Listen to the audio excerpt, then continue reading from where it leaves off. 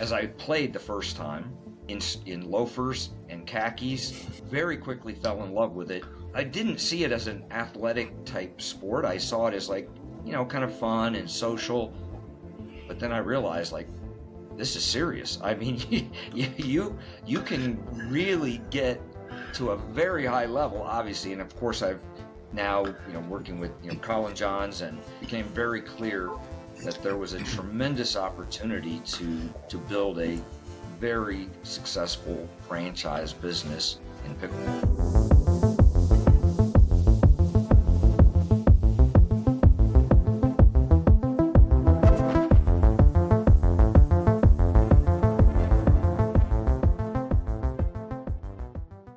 This is the moment we waited for. Everything you want is right here. We gon' give them what they came for. We gon' take it up from last year. Watch the game change. Watch the game change. Watch the game change. Watch the game change. Yeah.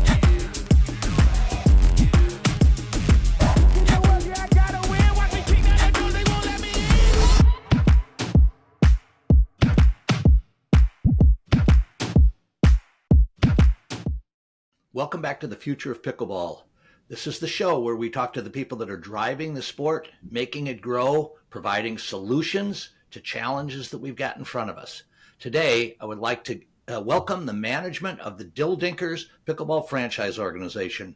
Will Richards and Ben Litalien are here to see us, talk to us, and tell us about some very cool things they've got going on. Welcome, gentlemen. Thanks for having us. Will, let's start with you. You're the CEO. You founded and created the Dill Dinkers. How did that come about? It really just came about because we didn't have a place to play. My wife and I started playing, and fairly quickly we had a following of about 20 people that started playing pickleball 3 or 4 times a week, going to happy hours, going to watch bands together. Like, we just developed this really tight-knit community around pickleball. And then when we got into the fall and winter, it was very difficult to find courts. It was almost impossible to play at all. So we wound up playing at an indoor horse barn outside of Philadelphia, a place called Doylestown Pickleball. And there was no heat in the building, and there was no restrooms, and it was completely packed. So we played there. There was also no structure. It was like just total chaos. And that night I just couldn't go to sleep thinking about how we could just do it better. And that's really where the idea came from. Very cool. I have looked very forward to having Dr. Ben Litalien on with us. I met Ben and Will some months ago at an international franchising conference, had a chance to meet them and visit with them a little bit. Dr. Ben, I want to talk to you a little bit about this sort of unique role you have in the franchising world. Tell us about what you've done for 30 years. Well, in a minute or less, right? Well, whatever. No, I actually fell into franchising early on. I was in banking out of college, great job. And a friend of mine asked me if I'd have lunch with a family friend of theirs who was an attorney. He had invested in a franchise company, and something had gone terribly wrong. I didn't know anything about franchising, but I really liked the underlying business. And I thought, such a great business, I wonder what happened here. Why did it not work? And so I did have lunch with them, and in essence said, if you can just turn this thing around, if you can get it figured out, you can have the company. And my wife had a great job, great benefits. I thought, I can do this. So I leaned in and figured out why the franchisees were unhappy, what they needed, and started providing the support that they were looking for. And within 3 years, we had franchisees in 22 states, 3 Canadian provinces. It really was the most powerful model in business that I had, been associated with at that point in my life. And I loved the interaction, people investing their time, their energy, their effort into a business that they owned, but in unison with others under the same brand. And so that kind of started me on a path of of finding great concepts and franchising, scaling them using the franchise model. And obviously, that's the exact same thing that we're doing with Dill Dinkers, taking a great concept and scaling it rapidly using the franchise model. So now, in your, you are one of a pretty small number of PhDs in franchising in the U.S., are you not? Well, in the world, but yeah. Okay. Yeah, it's not an academic discipline typically. Most people, the vast majority of people getting college degrees in business, MBAs, are not being taught franchising as a business model. Falls under the marketing kind of discipline in academia. And so to specialize in it is pretty rare. And so through that process, you're researching all of the peer-reviewed journal articles and research that's been done on all aspects of the franchise model.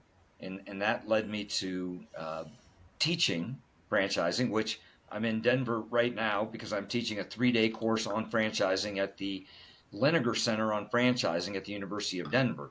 And the Lineker Center was endowed by Dave and Gail Lineker, the founders of Remax, who truly believe in education. As a matter of fact, I teach a franchise certificate program at Georgetown University as well. He brought his entire C-suite to Georgetown to go through my program. He mentions it in his book that he just published recently, that if you're going to be in franchising, you should educate yourself on the franchise model.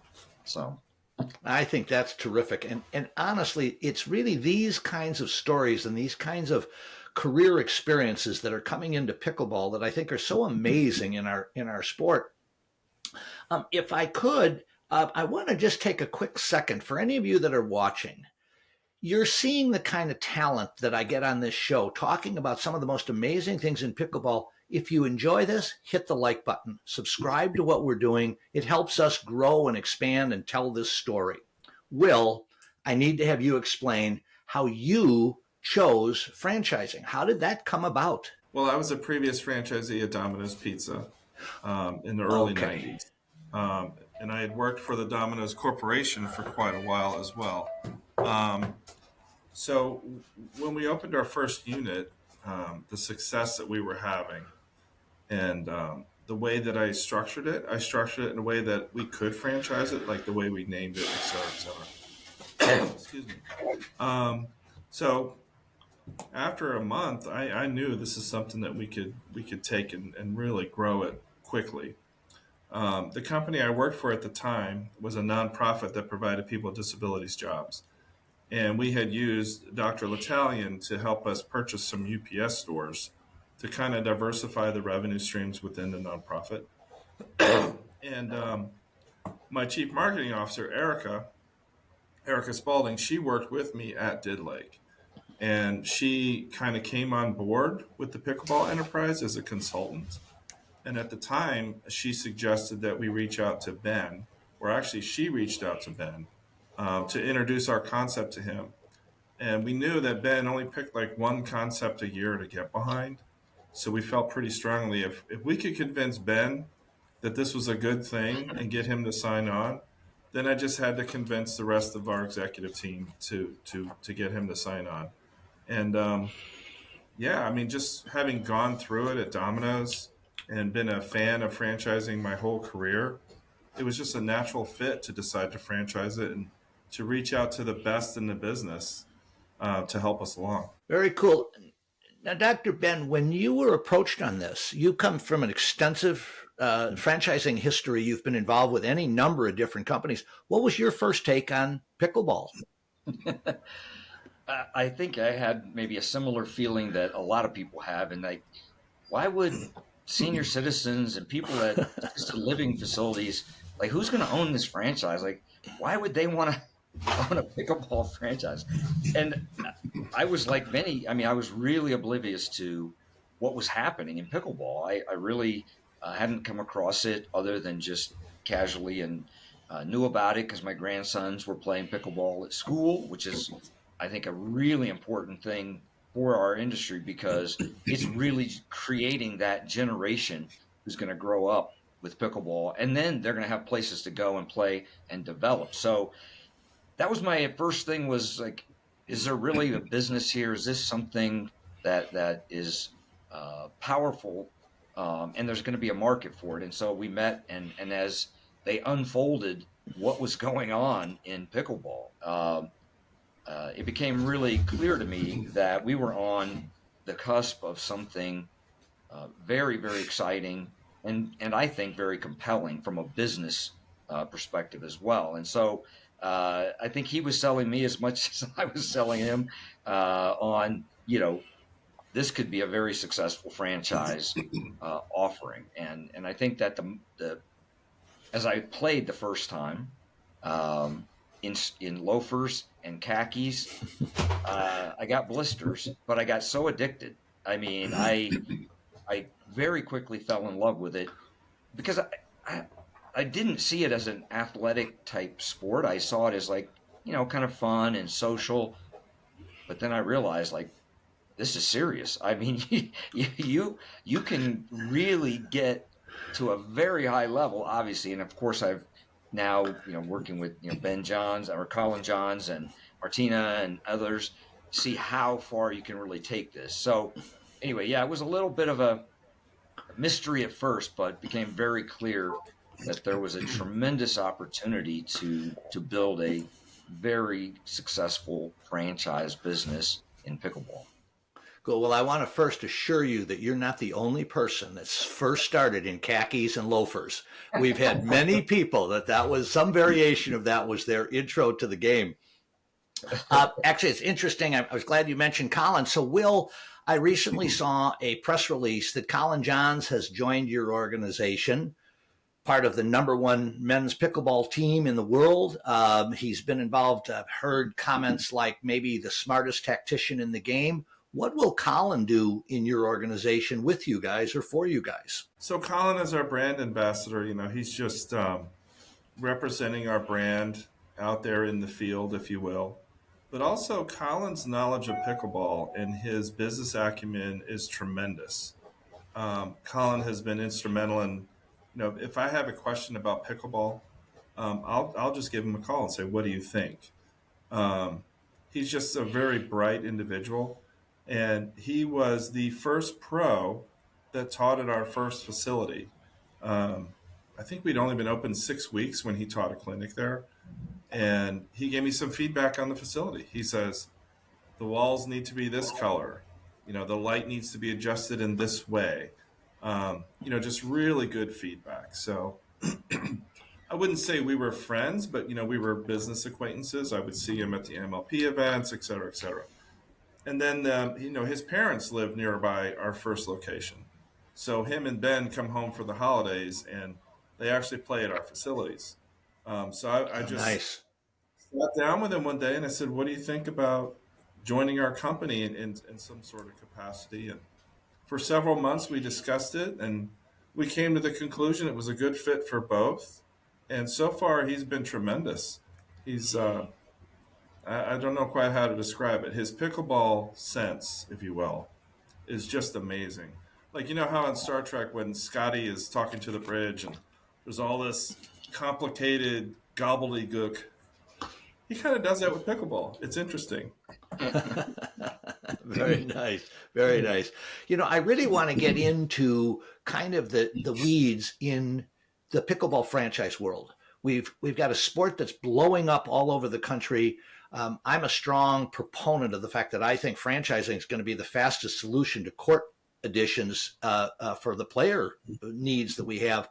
Tell me a little bit about your model, your programming that you're looking at, how you see the sport. And Ben, if you wouldn't mind kind of jumping in on that, I'd appreciate it. Why don't you start in? Sure. So when we met and started talking about it, and I learned about the sport, I think that's really critical before you try to architect a franchise strategy. So many people think of franchising as Subway. Everybody does franchising like Subway does franchising because it's, largest brand arguably in franchising. It's sort of ubiquitous with franchising. You could say McDonald's, maybe the same thing. And on an increasing basis, maybe Chick-fil-A.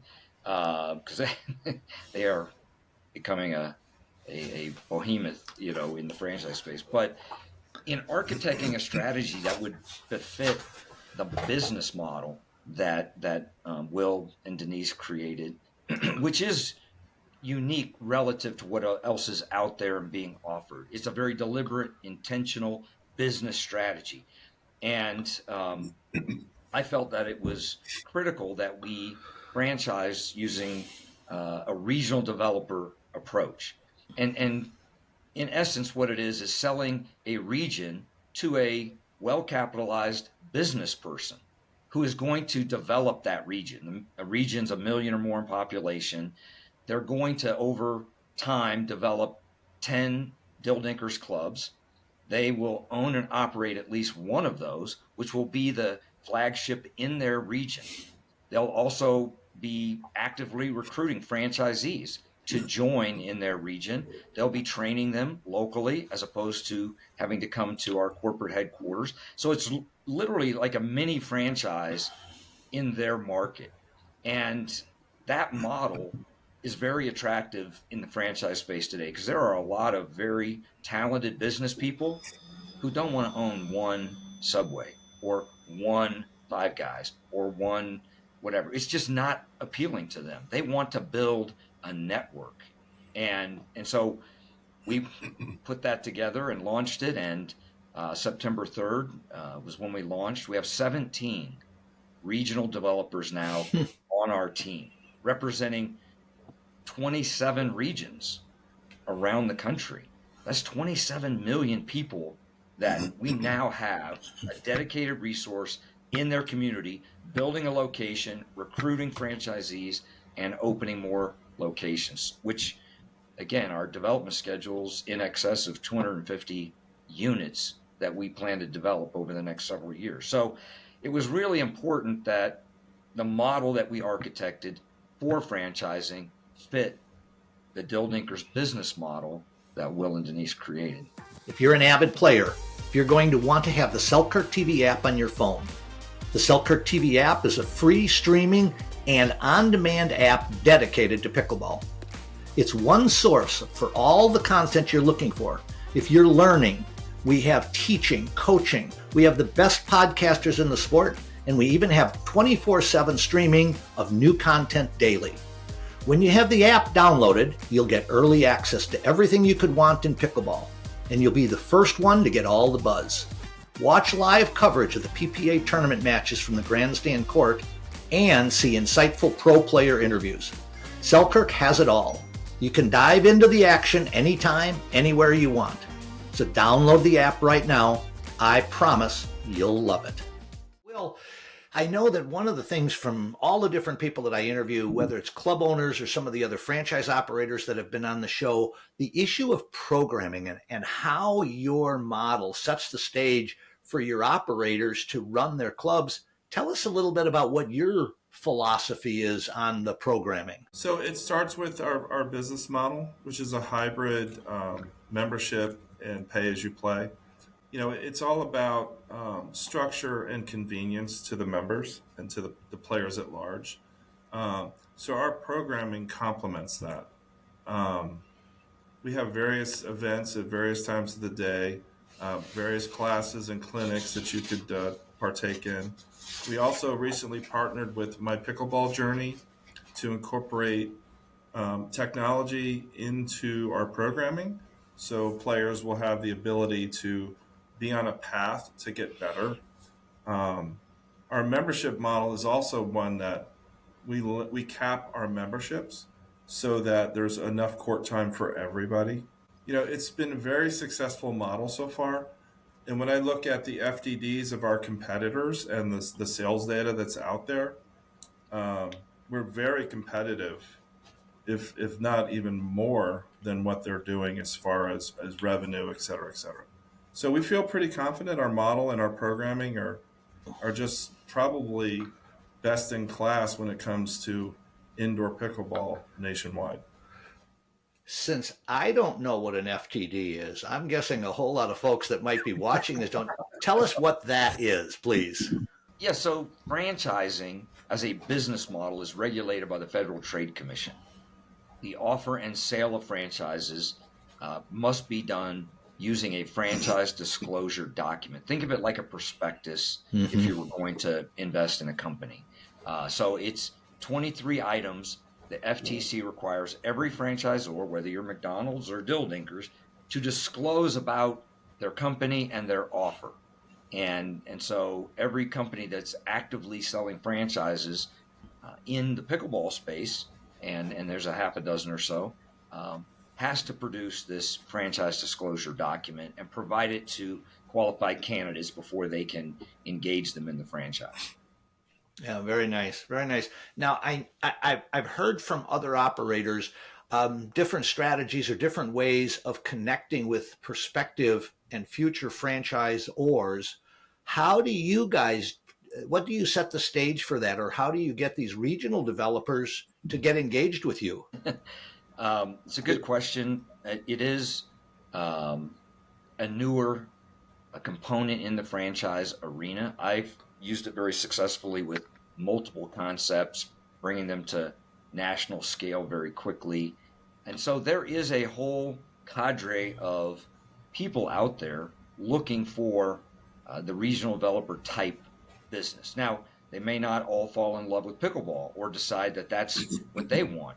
Um, Food service, the fitness arena, whatever. There are a number of other areas out there, and there are companies who advertise directly to these business people looking for opportunities to build a network. And so we advertise through them.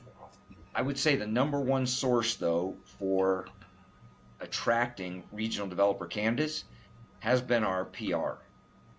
We work with All Points out of Chicago, and literally every day we are published somewhere about Dill Dinkers and what we're doing and how it works. And it appears the media has a lot of interest in this RD model as well as pickleball. And so we have just been truly inundated with coverage. And I actually have an interview later this afternoon with another franchise magazine about what we're doing. And so that's been the number one source of leads. Another one though that has been very powerful is with the 4 now 5 units that we own and operate in the DC metro area. Uh, they're living it, they're seeing it, and they're saying, "Hey, wow, this is amazing," and connecting us with college buddies, friends, family around the country, saying, "You should look into this. This is amazing." Yeah, the organic growth of our sport has been such a factor at every level, and so that's really something. Will, as we're talking about this stuff, what would be the primary differentiators that you think Dill Dinkers is doing that would give people a reason to look hard at what your business model is? There's a lot. There's a lot of people getting into pickleball right now. A lot of people think that it's easy. It is not. If you're not on point with, from day one, the right lease, the right people, the right directors of pickleball, the offerings, the programming, just the way that you set up your business. Um, my Domino's background, I started with Domino's when it was 30 minutes or free. So you had to develop a process that was streamlined and frictionless because one mistake along the way and the pizza was free. So when I developed this model with Denise, we wanted to go cashless, frictionless, and efficiency. So that's why we don't have a restaurant. That's why we don't have a bar. We cut out a lot of those things that could potentially lead to mistakes, which could lead to poor customer service, et cetera, et cetera. Now, our franchisees, they can do that if they want. They can put in a restaurant, they can put in a bar. We just don't necessarily recommend it. We have a lot of flexibility with our franchise because we just want Mm-hmm. people to be successful at the end of the day. And Ben alludes to this quite often when we speak to our Founders Club, which is our original regional developers, that they're helping us develop this along the way because we don't have every single answer. We have most of them, but we're willing to listen to our regional developers and our individual unit franchisees in order to make the model better over time. That and that's the thing that I think we're at such a stage in this sport. For all of the excitement, I've been around the game a long, long time. No one would have ever believed 5 years ago we'd be where we are. No one would have believed 2 years ago we'd be where we are. But I still think we're in the early stages of the real blow up and the real explosion as this is now expanding across the country. Something, Ben, that is really sort of interesting to me, or I'd like to hear from you, is in comparing the different business industries, how does pickleball factor in your thinking now that you're deeply involved with us? It's refreshing. Let me say it that way. Low labor, high margin, fun, community impact, experiential, engaging. This is what people want, right? And I've been involved in dozens of categories within franchising. And, I tend to fall in love with all of them because, if I believe in something, I'm passionate about it. But the level of complexity, it just doesn't exist in this business model. The biggest challenge is space. We've got to find a big location. We're looking for 15,000 square feet or more. That is, unless you're doing, trampoline parks or something like that, franchising's typically smaller footprint, 5,000 square feet, very common. But going out and finding 15 to 30,000 square feet, that's a big lift. So we talk about it a lot. We let the real estate lead. We dig every day, every market to find affordable locations to establish a Dill Dinkers in. And it's a challenge. There's no question about it. But the market's starting to develop where we're now getting calls from owners of facilities saying, hey, I want you here. You're going to be the hit in my center. And tell me what the rent needs to be and tell me what work I need to do for you to make these economics work. And that's what I am excited about to facilitate the growth, is not jewelry store rents in a retail space, but those landlords understanding that this use in their space is going to be a massive attraction and bring lots of eyes, lots of people to benefit their entire development. And so I see that as really kind of the next phase of this. But in essence, people want to know that they make a difference. There are people out there, they just want to buy something that is going to make money. Tell me what my return on investment is, right? And we say, we don't know. We want you to be passionate about what we're doing and build a community of pickleball players in your community. The economics will follow. We've proven that. But we're not focused on the economics. We're focused on the joy of pickleball, as Will and Denise say, and building a community around pickleball. And people are longing for that. They want to belong to something. Amazon, for better or for worse, takes care of anything that I need transactionally. I don't have to go to a shoe store to get shoes, right? And so people have all of this commoditization going on in their lives. They want to find a place to get engaged and active, do something, get off the couch. This is physical. This is social. And I think business owners are also looking to own businesses like that. So I think there's a lot working in favor of the pickleball industry through franchising. At this point in the pickle, go ahead. I just wanted to add on to what Ben said. So when I talked about, when Denise and I started playing, we soon had this group of like 20 players. So we recently had our summit where our regional developers all came to Columbia, and for 3 days they got extra training, and we had a dinner and all that good stuff. So that initial 20 people is now hundreds, if not thousands of people, and it's because of pickleball. If it was just another pizza place, it wouldn't have that same sense of camaraderie and that same sense of community. So we really felt it at our summit. We had 60 or 70 people at the dinner. We were singing karaoke, and it was just a really good, fun time. The night before that, we all played pickleball. Our director of pickleball set up 7 stations for quick little lessons, and then we had a tournament that night, and we used our programming to showcase to them what we could do. and they just all loved it. So that whole sense of community, a lot of people in pickleball talk about it, but when it really gets going and clicking, it just hits you like a ton of bricks. Like how much of a family Dill Dinkers has become. Ben, something that I think is sort of interesting because there are a lot of people that watch my show that really are kind of paying attention to the business of pickleball. That's really what they're watching. Mhm. Where do you think we're at in the full cycle of emergence, expansion, and then plateauing? Where do you think we're at in the pickleball community and franchising? The very, very, very early stages. Again, when there's a sector uh, that is conducive to franchising, it attracts dozens, if not over 100 companies franchising.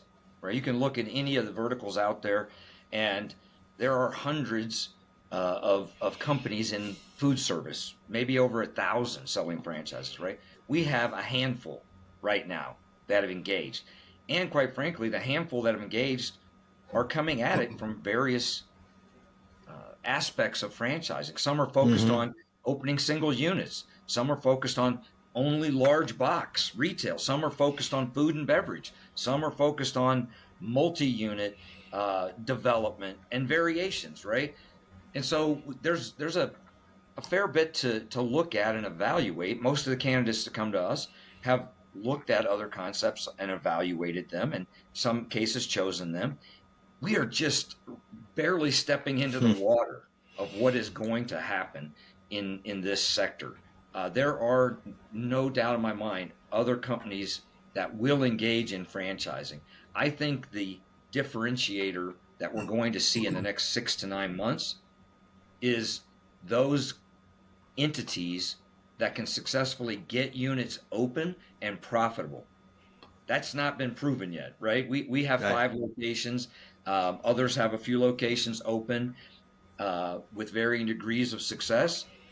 And all of the people that are in the franchise space in pickleball have sold a lot of units, hundreds, right? We've got 272 on the books, right? I mean, we've all proven that there's a demand out there to buy a pickleball franchise. Getting them open and profitable, that's going to be the next chapter. And who does that well is going to take the lead and hopefully stay in that lead for some time. That's what people really want. They're not doing And, this and for a hobby, right? yeah, Even though they might love it, it still needs to be successful financially. Sure. and Will, you I'll had add on. something you wanted to comment. Yeah, so I'll add on to what Ben said. So our first year of opening units, we planned on opening 6 in a year.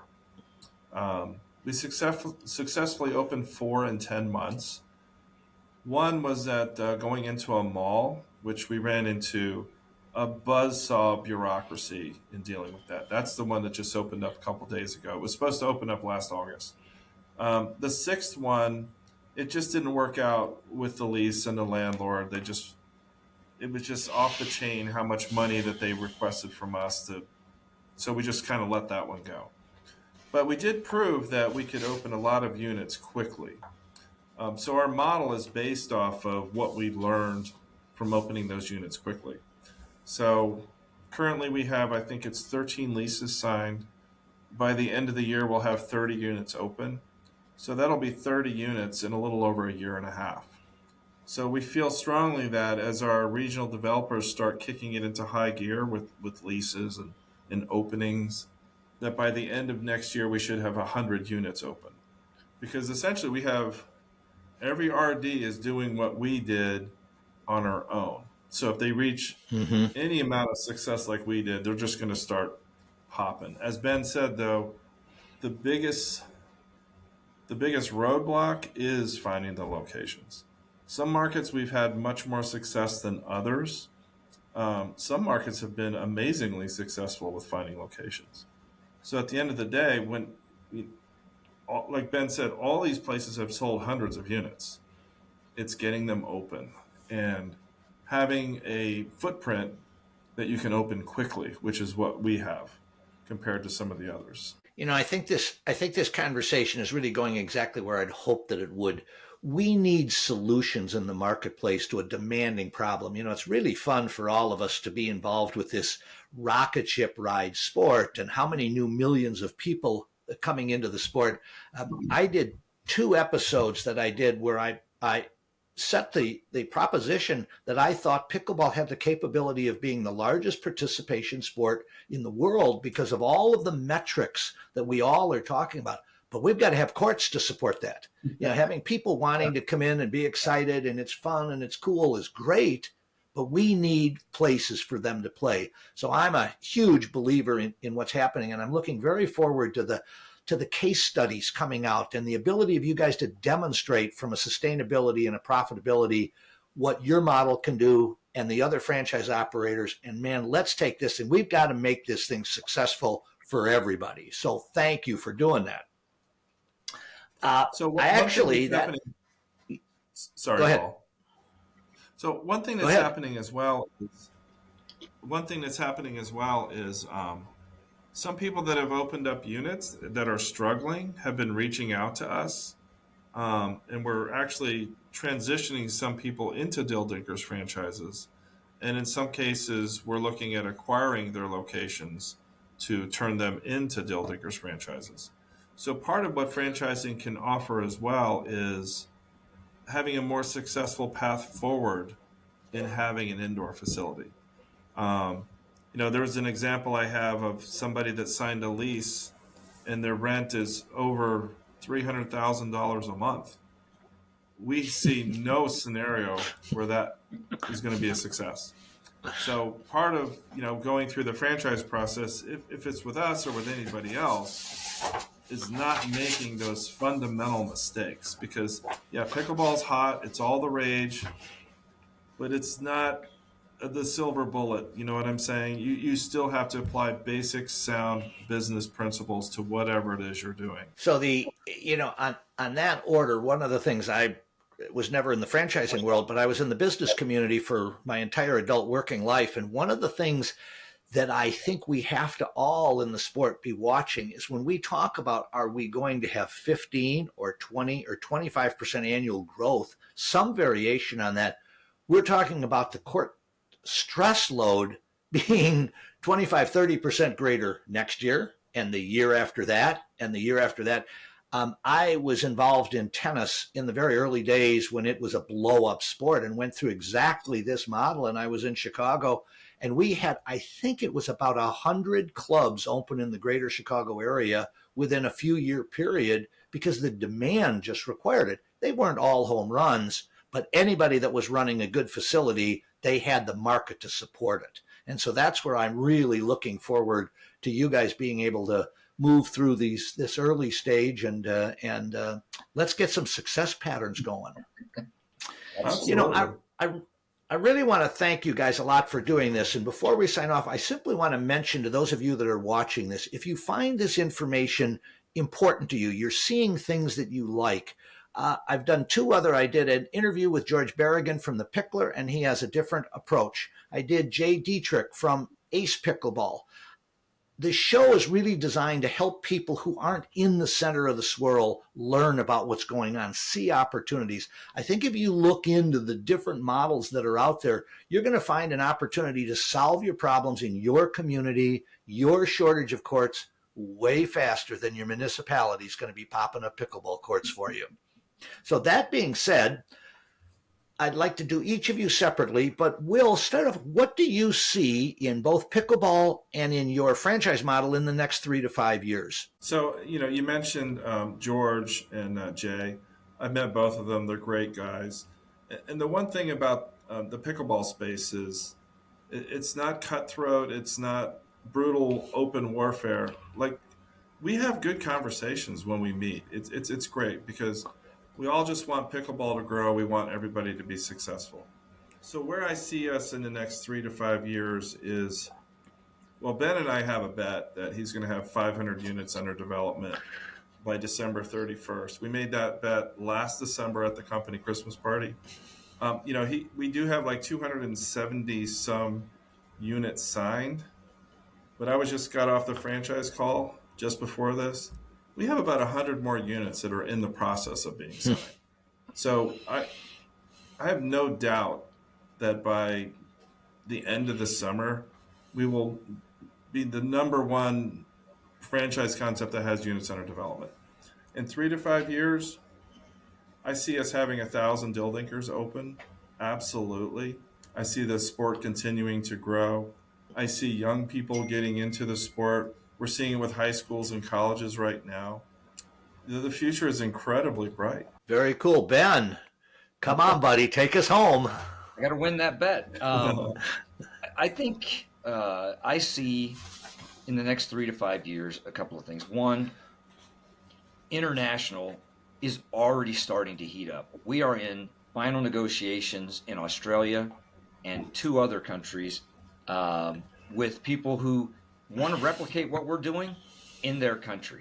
And so before the end of the year, we're going to have multiple countries with franchise partners doing exactly what we're doing. So 3 to 5 years, this is going to be a global sport, not just the pandemonium that we're having here in the U.S. It's spreading very quickly around the world. So I think that's one. The second is we have to solve the real estate problem, and part of our approach to that is we're going to build to suit.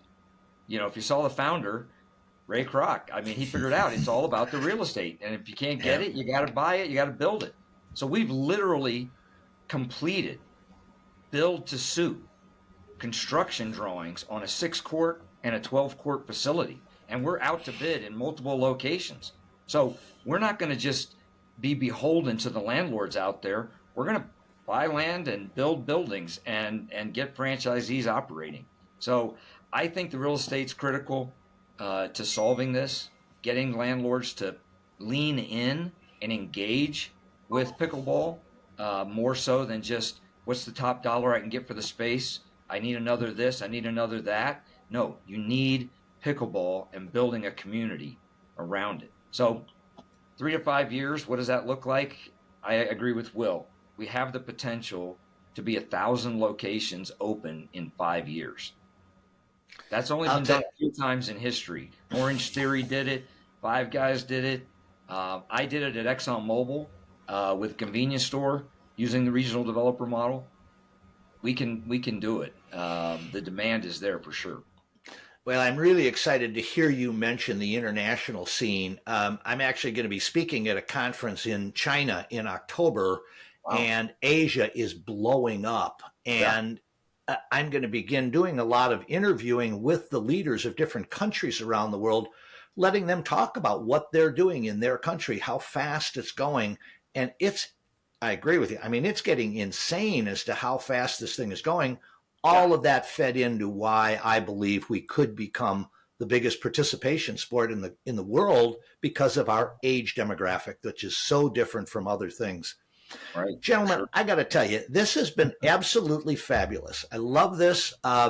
You're providing solutions to what I believe is the biggest problem we've got in sport, limiting the sport's growth, is we need more facilities. How do people get in touch with you? How do they find out how to get to one of your discovery events? Will, give us the commercial. DillDinkers.com. There's all kinds of links to all of our locations. There's a link to a form that you fill out to begin your franchise journey with us, and attending a discovery day, getting all the information you need. And then also just come to our facilities. I mean, they're going to be popping up all over. Our membership model is one that it works all over the country. So whatever Dill Dinkers you go, you can go to the other ones if you become a member. It's going to be great. So Ben, you got anything to add to that? Yeah, we're not hard to find at this point. If you just type Dill Dinkers in, search bar, you're going to get blown away with how much stuff is out there. But we just had our Discovery Day for June. July 20th and 21st is our next Discovery Day session in Maryland. We're not hard to find. Check us out. We'd love to hear from you, talk to you about what we're doing. So let's go. Expand a little bit, because different operators have different strategies. Describe what someone experiences on one of your discovery days. Sure. It's very intentional. So we start on a Sunday afternoon. at our facility. We reserve courts. The franchise team rents courts from Dill Dinkers to host for our guests. And we take them through drills and skills learning, because a lot of people that are coming, they haven't actually played. I think we had a half a dozen in this last session that were like never played before, and they're just intrigued by it. So we do some training, some teaching. We play pickleball. So Sunday is a social get together. They see the action, they hear the balls, they're watching what's going on, and they just get immersed in Dill Dinkers and pickleball. And then on Mondays, we spend 3 hours going through our value proposition. All of our C-suite, our chief marketing officer, our chief pickleball officer, chief financial officer, we go through all of the ways that we support our franchisees' success. And so they're getting face-to-face time with all of our executives and what we're doing to support our franchisees. Then we go visit our other locations so they can see how we took a warehouse, a trampoline park, a sports arena, and converted that into a successful Dill Dinkers. And it's a lot of fun. We really enjoy it. And our batting average is pretty darn good coming out of those discovery days with folks joining us. I think that's so great. I don't get to Maryland a lot, but I'm going to find a way to get back there. I want to get in and let you guys kind of give me the tour of what's going on, because I think it sounds very, very exciting. Anytime. Yeah, ladies and gentlemen, be really interested in attending a Discovery Day. That would be cool. Very fun, very fun. I'm going to try and get that done, Will. Well, ladies and gentlemen, as we wrap this up, keep in mind, if you like this kind of content and the caliber of guests that I get on here, if you find this important, hit the like and subscribe buttons. Hit your notify button, and you'll see these things will come up automatically for you. Will and Ben, I want to say thank you very much for taking the time with me today. This has been super informative. I am sure you're going to have massive success in this. We need you, boys. Keep it coming. Thank you guys all so much for being on the Future of Pickleball on Selkirk TV.